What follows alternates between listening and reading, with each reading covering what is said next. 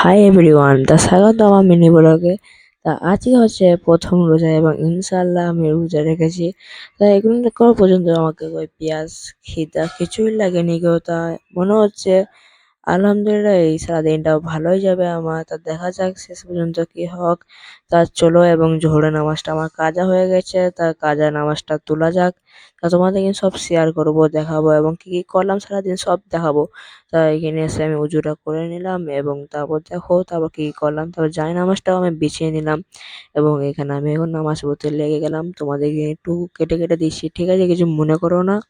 তারপর নামাজ পড়া আমার এগুলো কমপ্লিট। মা এখন বললো একটু কোরআন পড়লে, তাই আমি একটু কোরআন পড়ছি।